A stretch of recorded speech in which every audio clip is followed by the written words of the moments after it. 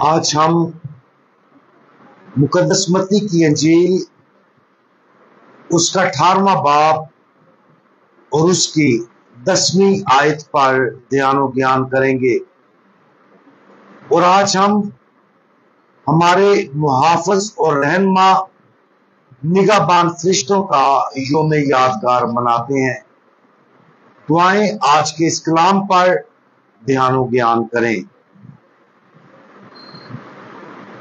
خبردار، ان چھوٹوں میں سے کسی کو ناچیز نہ جانو، کیونکہ میں تم سے کہتا ہوں کہ آسمان پر ان کے فرشتے میرے باپ کا جو آسمان پر ہے منہ ہمیشہ دیکھتے ہیں۔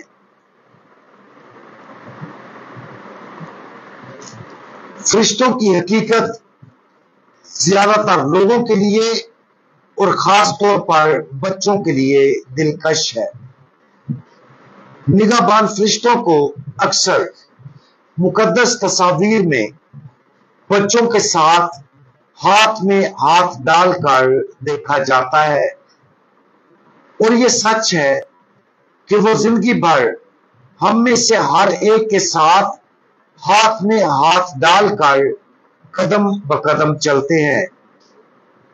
یہ ان کا مقدس فریضہ ہے جو انہیں خدا باپ نے دیا ہے۔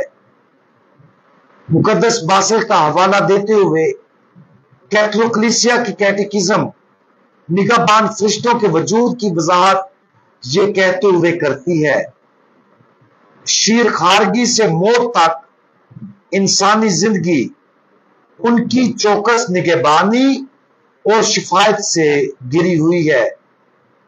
ہر ایماندار کے ساتھ ایک نگہبان فرشتہ اور زندگی کی جانب لے جانے والے چرواہے کی مانند کھڑا رہتا ہے۔ زمینی نقطہ نظر سے تصور کریں کہ ہمارا ایک ذاتی محافظ ہے جو ہماری زندگی بھر دن رات دیکھ بھال کرتا ہے۔ شاید یہ دو مختلف جذبات کو جنم دیتا ہے۔ سب سے پہلے یہ یقینی طور پر ہمیں تسلی دے گا کہ جب ہم اپنے آس پاس کوئی خطرہ محسوس کریں گے تو ہمیں معلوم ہوگا کہ ہم اکیلے نہیں ہیں، اور ہمیں جسمانی نقصان سے محفوظ رکھا جائے گا۔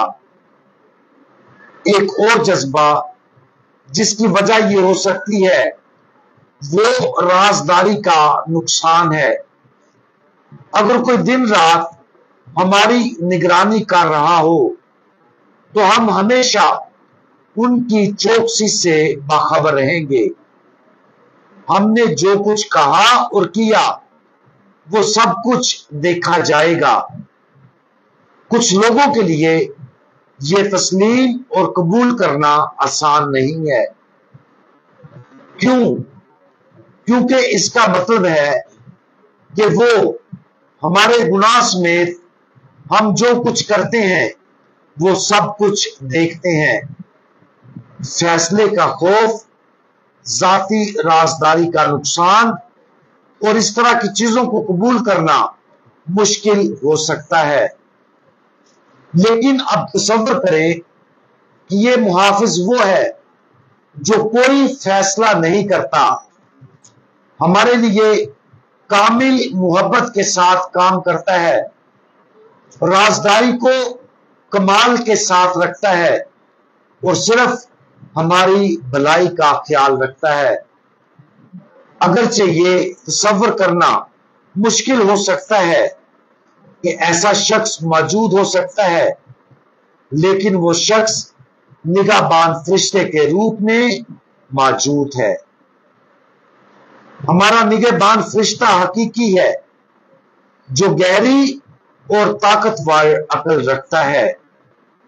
اس کی مرضی خدا کی مرضی کے ساتھ مکمل طور پر متحد ہے، اور ہماری حفاظت اور ہمیں خدا کی مرضی کی تکمیل کی طرف لے جانے کے واحد مقصد کے لیے تخلیق کیا گیا ہے۔ جب ہم گناہ کرتے ہیں اور گمراہ ہوتے ہیں تو ہمارا نگہبان فرشتہ اس کی واحد فکر یہ ہے کہ ہمیں خدا کی طرف واپس لے جائے۔ جب ہم خوف زدہ یا مصیبت میں ہوتے ہیں تو ہمارے نگہبان فرشتہ کی واحد ڈیوٹی ہماری حفاظت کرنا اور ہمیں خدا کے امن اور ہمت سے بھرنا ہے۔ اور اگرچہ خدا کسی فرشتے کی ثالثی کے بغیر ہمیں یہ تمام نعمتیں براہ راست فراہم کر سکتا ہے، اس کے باوجود اس نے ہمارے ذاتی نگہبان فرشتے کی ثالثی کے ذریعے ایسا کرنے کا انتخاب کیا ہے۔ صرف بہشت میں ہی ہم ان فرشتوں کی طرف سے دی گئی محبت، تحفظ اور دیکھ بھال کی گہرائی کو پوری طرح سمجھ سکیں گے۔ آج اس مکمل علم پر غور کریں جو ہمارے نگہبان فرشتے کو ہمارے بارے میں ہے۔ جب ہم اس حقیقت پر غور کرتے ہیں تو خوشی منائیں کہ کوئی ہمیں اچھی طرح جانتا ہے اور ہم سے کامل محبت رکھتا ہے۔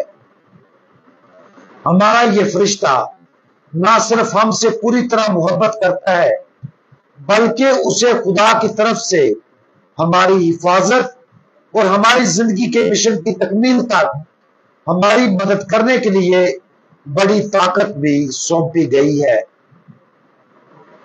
دعا کے ساتھ اس عظیم تحفے کو تسلیم کریں جو ہمارا نگہبان فرشتہ ہمارے لیے ہے، اور اپنے آپ کو اس فرشتہ کی ثالثی کے لیے مکمل طور پر سونپ دیں۔ ہم دعا مانگیں۔ خدا کے فرشتے، ہمارے نگہبان فرشتے جس کے ذریعے خدا کی محبت ہم پر عیاں ہوتی ہے، آج کا دن ہمارے پہلو میں نگہبان فرشتے کی روشنی اور محافظت، حکمرانی اور رہنمائی کے لیے ہو۔ آمین۔ نگہبان فرشتے ہمارے لیے دعا کریں۔ خدا یسوع مسیح ہمارا بھروسہ آپ پر ہے۔ آمین۔